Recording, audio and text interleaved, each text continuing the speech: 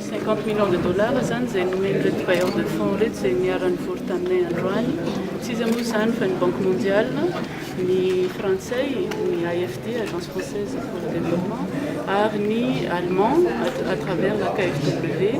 au koa ny membre fondateur conservation internationale sy VVF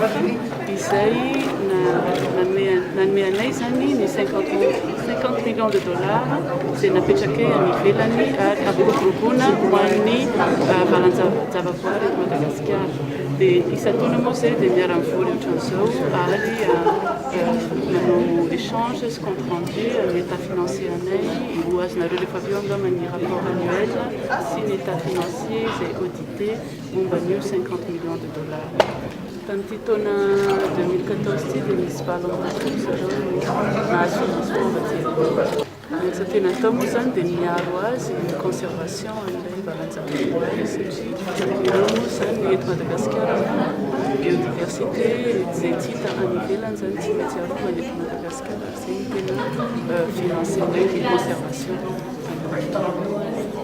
richesse naturelle. Fa io moa misy système national natao hoe système des aires protégées de Madagascar dia tafiditra ao anatin'izay ny stratégie zay hoentin'ny gestionnaire ny parc tsirairay avy rehefa manao ny conservation an'ireo aires protégées.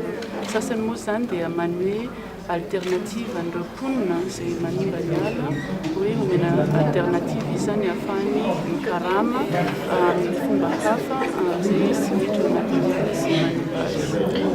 Zany hoe zany hoe misy plan de priorisation zany hoe jerena hoe izy no aire protégée manana biodiversité